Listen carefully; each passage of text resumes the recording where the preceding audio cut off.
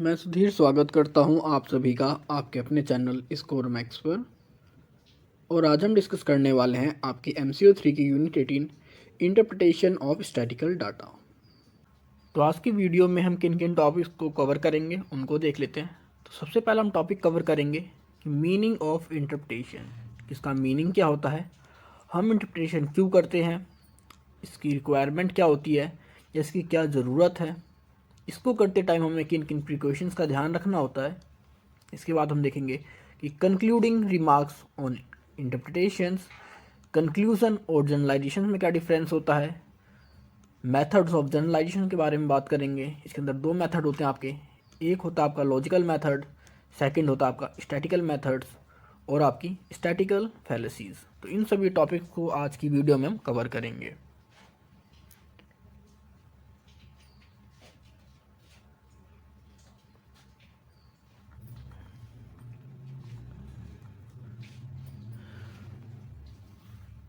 तो सबसे पहला आपका टॉपिक क्या था इस वीडियो के अंदर, मीनिंग ऑफ इंटरप्रिटेशन, कि इंटरप्रिटेशन का मतलब क्या होता है। The task of drawing conclusions और inferences and of explaining their significance after a careful analysis of selected data is known as interpretation. हमने कोई रिसर्च करी, हमने कोई डाटा कलेक्ट किया, डाटा को कलेक्ट करने के बाद हम एक कंक्लूजन देते हैं, एक एक्सप्लेन करते हैं उस डाटा के बारे में, उसके इम्पोर्टेंस के बारे में, उसको एनालाइज करते हैं केयरफुली, तो वही क्या कहलाता है आपका इंटरप्रिटेशन। आपका जो इंटरप्रिटेशन होता है, it is an inductive process in which you make generalisations. क्या करते हैं हम इंटरप्रिटेशन के अंदर, हम जनरलाइजेशन करते हैं किसके through, based on the connections and common aspect among the categories and patterns.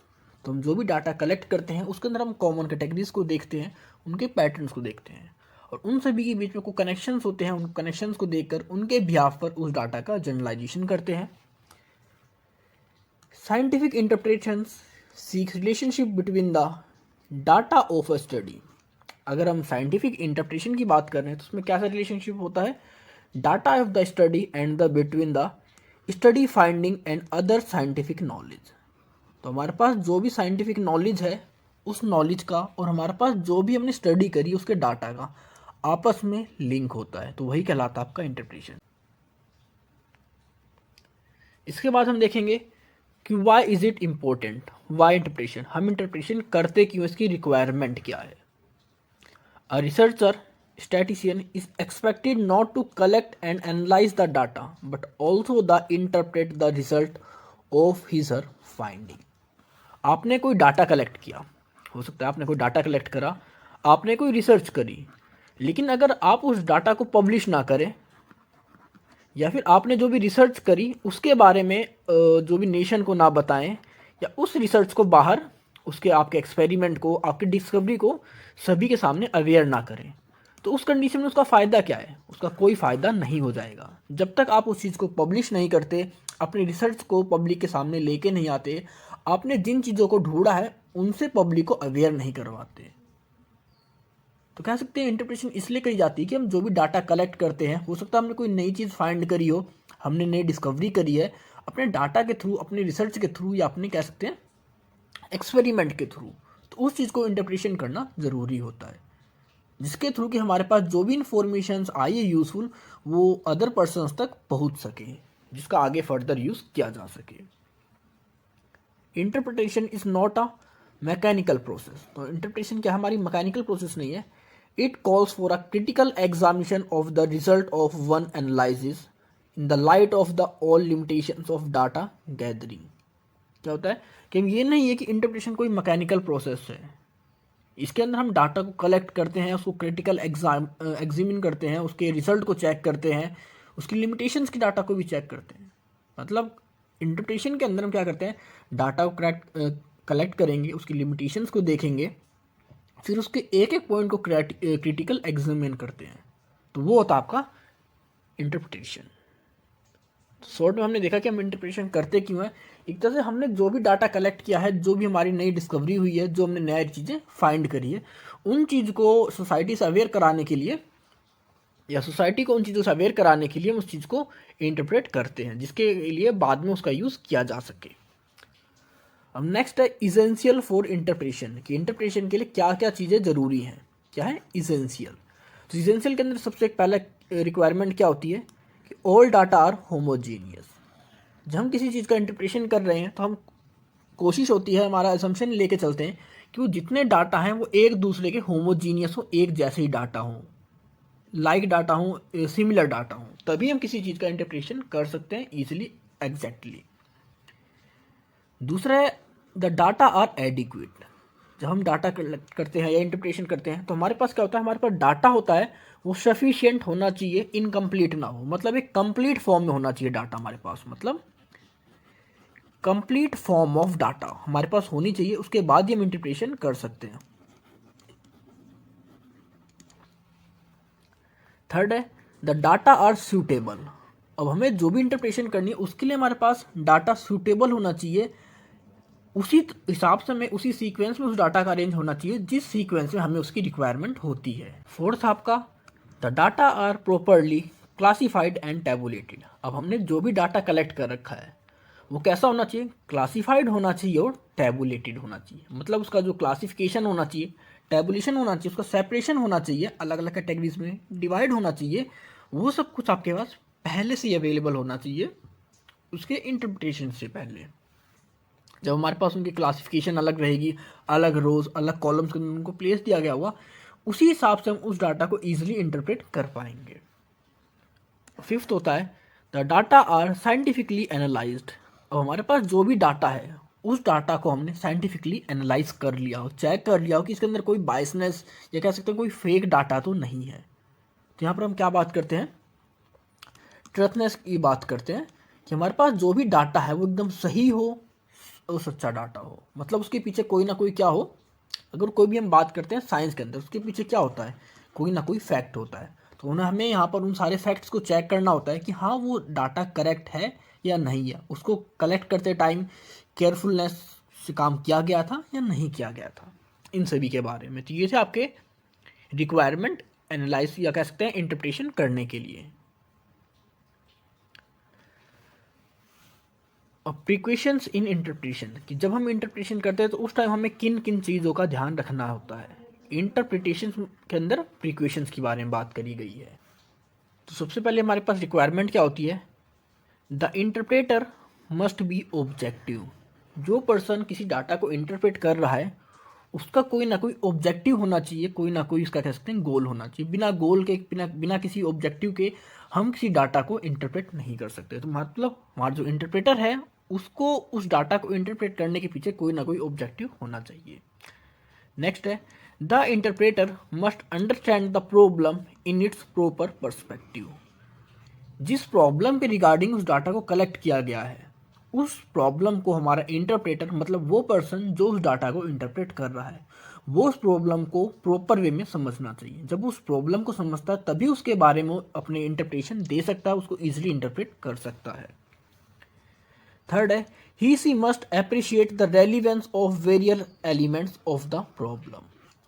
अब हमारे पास जो भी प्रॉब्लम्स होती है उसको चाहिए कि वो उन सभी प्रॉब्लम्स को समझे, उनको अप्रिशिएट करे जो भी हमारे पास फैक्ट आए थे। क्योंकि प्रॉब्लम कैसे पता लगी हमारे पास कोई प्रॉब्लम है, उसके रिगार्डिंग हमारे पास कुछ ना कुछ रेलिवेंट फैक्ट्स होते हैं, कुछ एलिमेंट्स होते हैं उस प्रॉब्लम के रिगार्डिंग, तो उन सभी प्रॉब्लम्स को, उन सभी रेलिवेंट्स को अप्रिशिएट करना चाहिए। नेक्स्ट है see that all relevant adequate and accurate data are collected. और फिर हम देखेंगे कि हमारे पास जो भी डाटा कलेक्ट किया गया है वो सारा डाटा रेलिवेंट हो, एडिक्वेट हो और एक्यूरेट हो, मतलब कंप्लीट हो, करेक्ट हो और सही हो। नेक्स्ट है see that the data are properly classified and analysed. फिर देखना होता है कि हमारे पास अब जो भी डाटा है उसको प्रॉपरली क्लासीफाई और एनालाइज किया गया है या नहीं किया गया। सिक्स्थ में हम देखेंगे कि find out whether the data are subject to limitations. हमारे पास जो भी डाटा है क्या उसमें कोई कमी है, अगर कोई कमी है तो उसके अंदर किस चीज़ की कमी है, उसको हम किस तरह करेक्ट कर सकते हैं। सेवंथ है guard against the sources of errors. Sources of errors की बात करें, हमने कहाँ से उस डाटा को कलेक्ट किया है। हमने जब उस डाटा को रिपोर्ट के अंदर कन्वर्ट किया, उसको टेबुलेशन के अंदर कन्वर्ट किया, तो वहाँ पर हमने कोई गलती तो नहीं करी, उन सभी चीज़ों का ध्यान रखा जाए। 8th आपका, do not make interpretations that go beyond the informations data.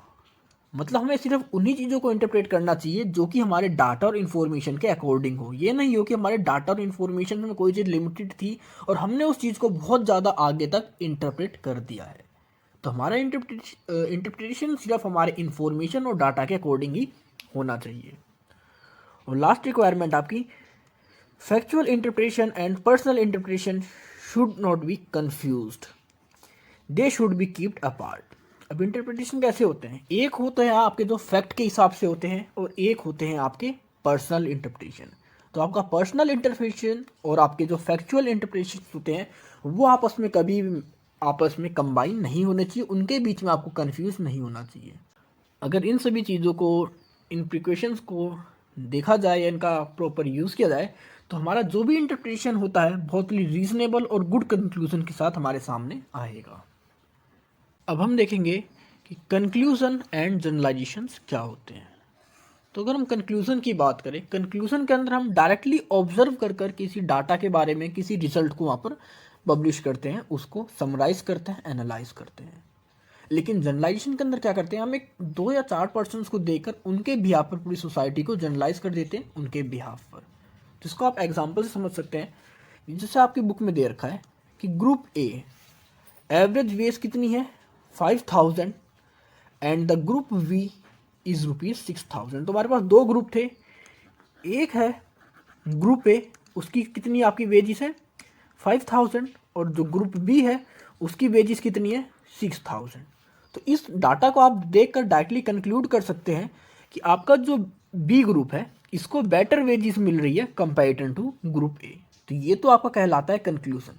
मतलब जब आप किसी डाटा को डायरेक्टली देखकर ऑब्जर्व कर कर उसके बारे में कोई अपना रिजल्ट प्रोवाइड करते हैं, अपनी कोई ऑब्जर्वेशन को, समराइज को देते हैं, तो वो तो कहलाता है आपका कंक्लूजन। मतलब यहाँ पर हम डायरेक्टली डाटा को देख कर ही एग्जैक्ट उनके बारे में अपना जो भी हमारा ऑब्जर्वेशन होता है, जो भी रिजल्ट होता है, अपने जो भी व्यूज़ होते हैं उनको देते हैं। लेकिन जब हम बात करते हैं जनरलाइजेशंस के बारे में, तो जनरलाइजेशंस के बारे में ऐसा नहीं होता। हम किसी एक स्पेसिफिक इंस्टेंस को देखकर उसके बारे में अपनी एक राय बना लेते हैं, उसके बाद में हम उसके बारे में इंफॉर्मेशन को प्रोवाइड कर देते हैं, इंटरप्रिटेशन करते हैं। इसमें आप एग्जांपल से सही समझ सकते हैं इस पॉइंट को कि जनरलाइजेशन होता क्या है। अब एग्जांपल है कि A is a crow and it is black. तो ए क्रो है और वो ब्लैक है। इसी तरह B is a crow and it is black, B भी क्रो है और वो भी ब्लैक है। सेम है, C is a crow and it is also black. तो हमने 3 क्रो को देखा और तीनों ब्लैक थे। तो इसके बिहाफ पर हमने एक जनरलाइजेशन कर दिया कि ऑल क्रोज आर ब्लैक, कि सारे कौवे काले होते हैं। Similarly all swans are white, all rose plants possesses thorns. तो हमारा क्या होता है, मतलब हमने कुछ स्पेसिफिक कुछ लोगों को देखा, कुछ ऑब्जर्वेशंस को देखा और उनके बिहाफ पर कंप्लीट रिजल्ट को इंटरप्रेट कर देते हैं, जनरलाइज कर देते हैं उन्हीं के बिहाफ पर। तो ये क्या कहलाता है आपका जनरलाइजेशन। इसके बाद देखते हैं हम कि मेथड्स ऑफ जनरलाइजेशन, कि जनरलाइजेशन के कौन कौन से मेथड्स होते हैं। तो नॉर्मली हमारे पास 2 मेथड्स अवेलेबल है जनरलाइजेशन के। तो फर्स्ट मेथड है लॉजिकल मेथड और दूसरा कौन सा है, स्टैटिकल मेथड। तो अगर हम लॉजिकल मेथड की बात करें तो इसको भी आगे फर्दर 5 पार्ट्स में डिवाइड किया गया है। तो लॉजिकल में सबसे पहला पार्ट क्या आता है, द मेथड ऑफ एग्रीमेंट। इसके अंदर क्या करते हैं, दिस में भी पॉजिटिव और नेगेटिव। तो आपका जो भी मेथड होता है इसके थ्रू आप पॉजिटिव भी कह सकते हैं जनरलाइजेशन कर सकते हो, नेगेटिव भी जनरलाइजेशन करते हैं। फॉर एग्जाम्पल, आपसे एग्जाम्पल दे रखा है कि a person gets pain in eyes whenever he roams in the sun. अगर कोई धूप में रहता है तो उसकी आंखों में क्या होता है, पेन होता है, नेगेटिवली है। When he is under the shades he doesn't have pain. अगर वो शेड में रहता है तो उसकी आइज में पेन नहीं होता। तो इसने क्या करा, इन दोनों स्टेटमेंट के थ्रू, एक पॉजिटिव थी एक नेगेटिव थी, और इससे इसने क्या अपना जनरलाइजेशन किया कि जो पेन का रीज़न है वो सन है। उसके अंदर pain is the roaming in the sun, मतलब सन की वजह से उसकी आंखों में पेन होता है। मतलब ये डायरेक्ट हमारे पास स्टेटमेंट नहीं थी कि उसकी आंखों में पेन या उसकी आइज में पेन सन की वजह से होता है, बट उसके बाद 2 स्टेटमेंट थी, एक धूप की थी एक शेड की थी, उनके बिहाफ पर उसने जनरलाइजेशन किया। तो इस मेथड को हम क्या कहते हैं, मेथड ऑफ एग्रीमेंट। मतलब यहाँ पर हमारे पास दो इंस्टेंस होते हैं, हमारे फिनोमिना होते हैं, और उन दोनों के अंदर किसी एक कॉमन चीज़ को देखकर ही अपने हम रिजल्ट को वहाँ पर जनरलाइज करते हैं। अब दूसरा है आपका द मेथड ऑफ डिफरेंस। इसके अंदर देखते हैं कि कोई एक स्पेसिफिक डिफरेंस होता है हमारी दोनों स्टेटमेंट के अंदर, उसी से हम किसी भी चीज़ को जनरलाइज करते हैं। इसमें हम एग्जांपल ले सकते हैं। Let us take the example given by mister Lay. A man is shoot when he is wounded and dies. तो कोई एक पर्सन था, उसको शूट किया गया, और शूट के बाद क्या हुआ, उसके घाव बने और वो मर गया। Here the wound is the only differentiating circumstances between the man who is alive and the man who is died. अब जो जिंदा व्यक्ति था और जो मरा हुआ व्यक्ति था, उनके बीच में सिर्फ एक ही डिफरेंस था कि जो मर गया था आदमी, उसको गोली लगने के बाद उसके बाउंड हो गए थे, घाव हो गए थे, फिर मर गया, और जिंदा आदमी कोई भी घाव नहीं थे। तो यहाँ पर उन्होंने क्या जनरलाइजेशन किया कि जो डेथ किससे हुई है, death is caused by the wound. तो डेथ ही हमारी वाउंड से हुई है। तो इनमें दोनों में डिफरेंस देखते हैं, और जो भी डिफरेंस होता है उसके थ्रू ही अपने आगे की जो भी रिपोर्ट होती है, इंटरप्रिटेशन होती है, उसको जनरलाइज करते हैं। अब इसके बाद तीसरा मेथड हमारे पास आता है joint method of agreement and difference. तो इसके अंदर क्या होता है कि इसमें रिक्वायरमेंट होती है 2 सेट्स ऑफ इंस्टेंस। कम से कम हमें यहाँ पर 2 इंस्टेंस की रिक्वायरमेंट होती है, और यहाँ पर हम उन 2 इंस्टेंस के थ्रू देखते हैं कि उनके बीच में कोई एग्रीमेंट है या डिफरेंसेस है। आप एग्जांपल से ले सकते हैं। जैसे उन्होंने कहा कि a प्लस बी प्लस सी, इनसे क्या बनेगा, प्रोडक्ट x बनेगा। इसी तरह a plus P plus Q, इनसे क्या प्रोडक्ट बना, प्रोडक्ट x बना।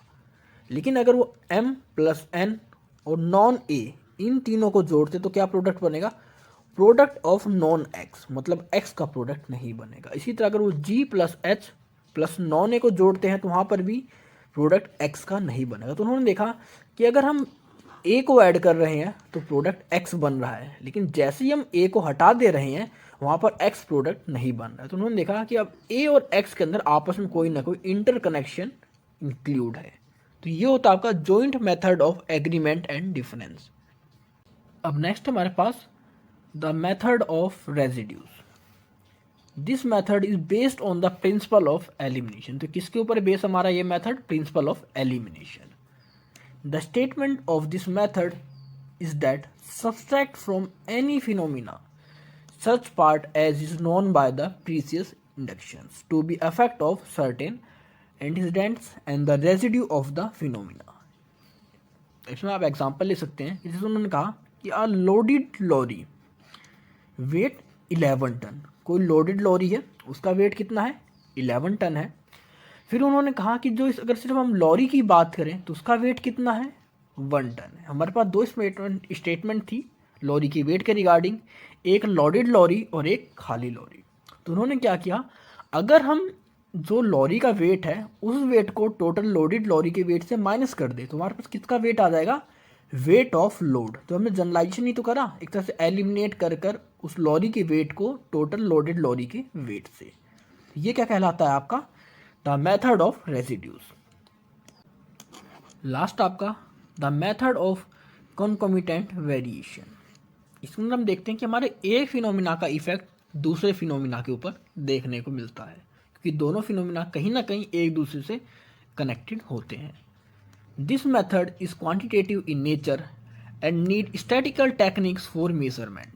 ये हमारा क्वांटिटेटिव नेचर का होता है मेथड, और इसको मेजर्स करने के लिए हमें हमारी स्टैटिकल टेक्निक्स की रिक्वायरमेंट होती है, और इसीलिए हम इस मेथड को क्या कहते हैं, क्वांटिटेटिव इंडक्शन कहते हैं। आप इसमें एग्जांपल ले सकते हैं कि आपके पास कोई क्यूब था और आपने क्या किया, उस क्यूब को एक शीट में कन्वर्ट कर दिया।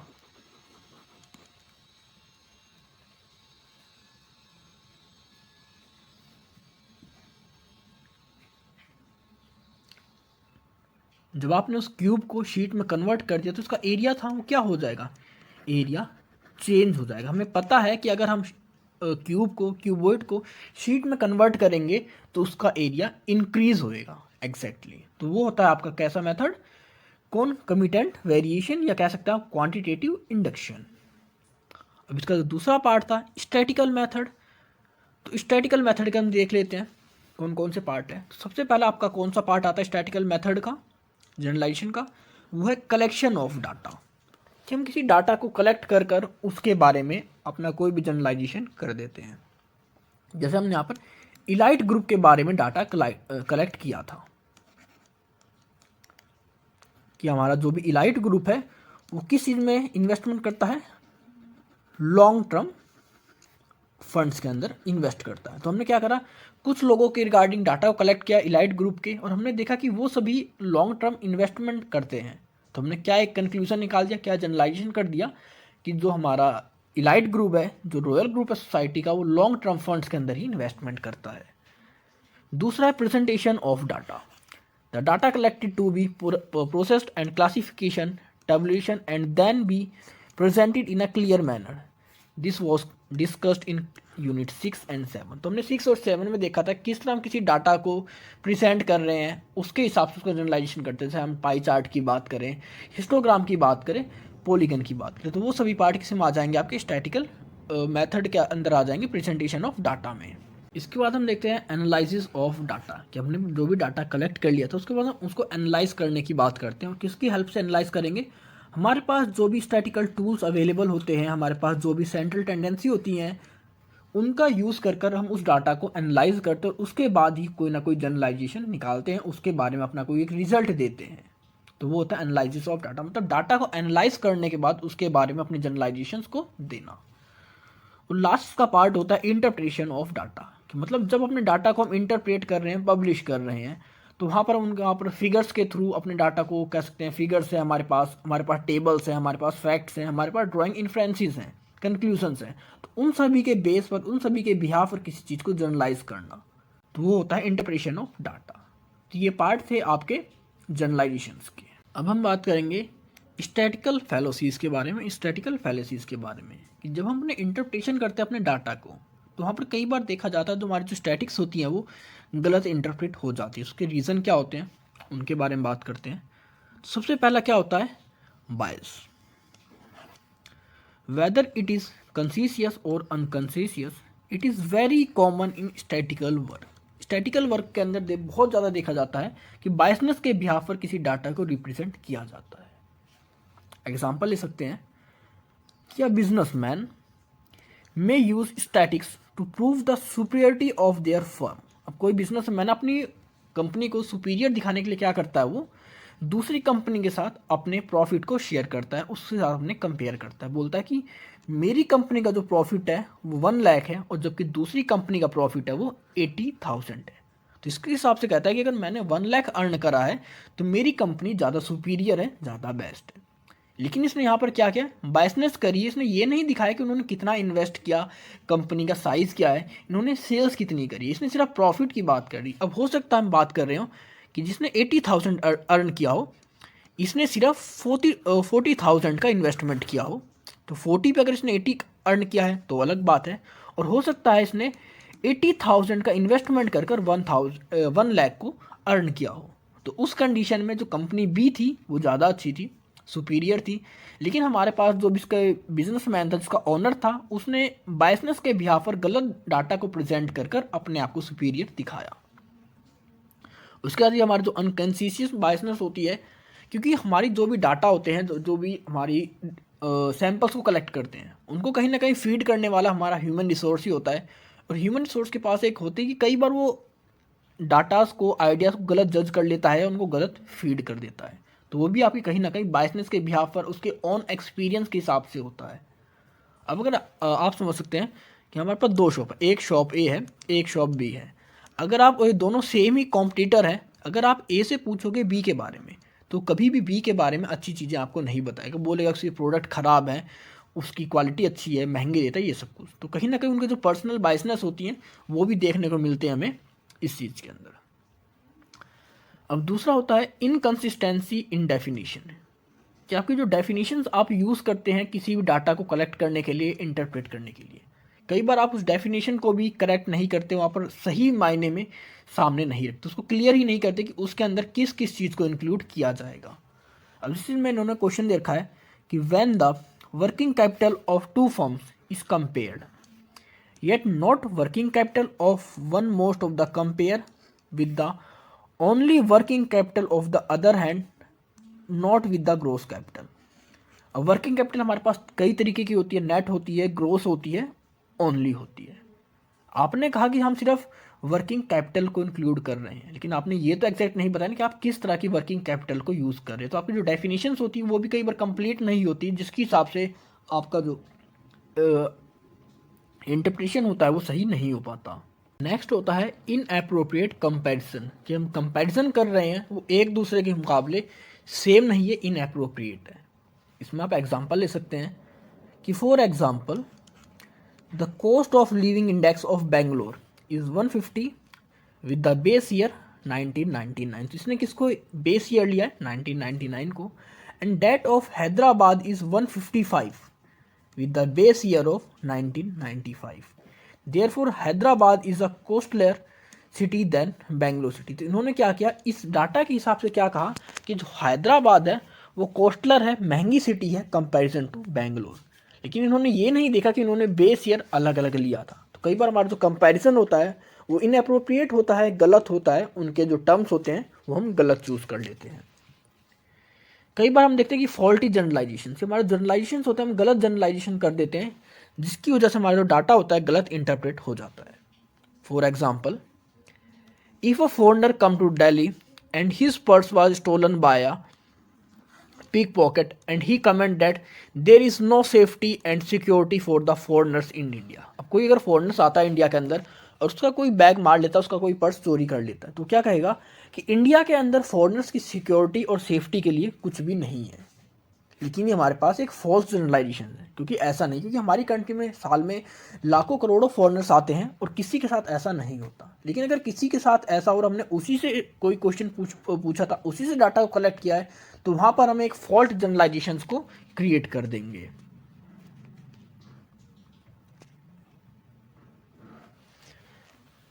नेक्स्ट आपका ड्राइंग रॉन्ग इंटरफ्रेंसेस। कई बार हम गलत इंटरफ्रेंसेस को भी क्रिएट कर देते हैं। For example, the population of a town has double in 10 years. तो उन्होंने कहा कि किसी टाउन की जो पॉपुलेशन है वो 10 साल में डबल हो गई। इसमें आप इंटरफ्रेंस ये भी लिखते हैं कि उनकी जो पॉपुलेशन थी वो डबल हुई, तो मतलब उनका जो बर्थ रेट था वो काफ़ी इंक्रीज़ हुआ। एक तो आप ये कह सकते हैं। दूसरा रीज़न ये भी हो सकता है कि वहाँ पर माइग्रेशन बहुत ज़्यादा हुआ है, मतलब दूसरी सिटी के लोग वहाँ पर आके रहने लगे।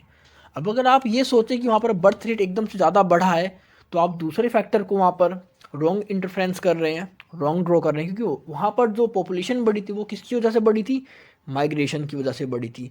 और हो सकता है आपने वहाँ पर रॉन्ग इंटरफ्रेंस करा हो कि माइग्रेशन की वजह से कहीं की पॉपुलेशन बढ़ रही है, लेकिन उसका रीज़न क्या था, वहाँ पर कह सकते हैं जो बर्थ रेट था वो बढ़ गया था।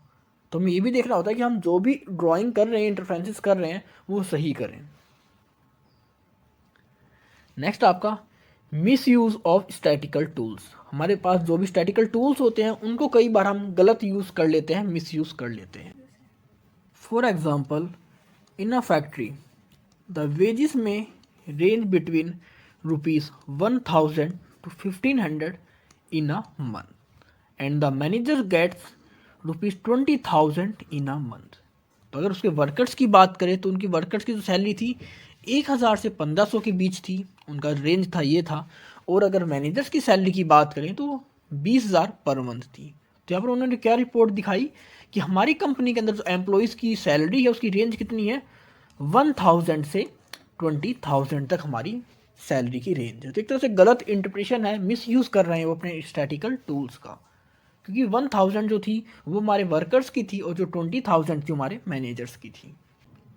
नेक्स्ट आपका failure to comprehend the data. तो कई बार क्या करते हैं, हम डाटा को जिसको इंटरप्रेट कर रहे होते हैं हम उसका बैकग्राउंड चेक करना भूल जाते हैं कि वो डाटा किस तरह के बैकग्राउंड से लिया गया है, और वहाँ पर उसका जो कंक्लूजन होता है वो हमारा गलत हो जाता है। जिसमें आप एग्जाम्पल ले सकते हैं, the death rate in the army is 9 पर 1000। 1000 में जो आर्मी के अंदर डेथ रेट है वो 9 पर्सनस का है, whereas in the city of Delhi it is 15 पर 1000। और अगर दिल्ली की बात करें तो वहाँ पर क्या डेथ रेट है, 15 पर 1000। तो therefore it is safer to be in the army than in city. तो इस डाटा के बिहार पर उन्होंने क्या कहा कि आर्मी के अंदर रहना ज़्यादा सेफ है कंपैरिजन टू दिल्ली सिटी से। लेकिन ये डाटा आपका कैसा था, हमने यहाँ पर क्या किया, फेलियर एक तरह से, हमने उसका बैकग्राउंड चेक नहीं करा कि किस तरह के बैकग्राउंड से आता है। अगर हम आर्मी की बात करें तो यहाँ पर हमारे जो भी फोर्सेस के पर्सनस हैं वो आएंगे, सिर्फ यंग पर्सनस आएंगे जो जॉब कर रहे थे, उनके बारे में बात करी। क्योंकि आर्मी का काम क्या होता है कि कह सकते हैं हमारे जो भी फर्स्ट लाइन होती है हमारी सेफ्टी की, उसका काम करते हैं ये। और अगर हम बात करें दिल्ली के अंदर, तो दिल्ली के अंदर हमारी यंग, यूथ, चाइल्ड, बच्चे, मतलब हर तरह की पॉपुलेशन को ऐड कर दिया जाएगा। तो अगर किसी शहर के अंदर हो सकता है उसके अंदर फिर एक्सीडेंट भी होते हैं, रोड एक्सीडेंट है, कोई बीमारी से मर गया, हो सकता है किसी को हार्ट अटैक आ गया, मतलब कोई भी एन रीजंस हो सकते हैं किसी की डेथ के। लेकिन आर्मी के अंदर क्या रीज़न होगा, अपने किसी वॉर के अंदर मारे गए, तो उन सभी चीज़ों को। तो हमने यहाँ पर उनके बैकग्राउंड को चेक नहीं करा और हमने ये कह दिया कि दिल्ली के अंदर रहना ज़्यादा सेफ है और आर्मी के अंदर रहना ज़्यादा सेफ है कंपैरिजन टू आपकी दिल्ली के। तो ये आपका कह सकते हैं हमारा फेलियर हो जाता है, कंप्रीहेंड हो जाता है उस डाटा का। तो ये आपकी यूनिट 18 ख़त्म होती है। आई होप आपको सब कुछ समझ में आ गया होगा। अगर आप कोई इशू है, कोई डाउट है, तो आप कमेंट सेक्शन में कमेंट कर मुझसे पूछ सकते हैं। और अब आप मुझे मेरे इंस्टाग्राम और टेलीग्राम पे फॉलो कर सकते हैं। तो मिलते हैं जल्दी एक नई वीडियो के साथ, तब तक के लिए take care, goodbye friends.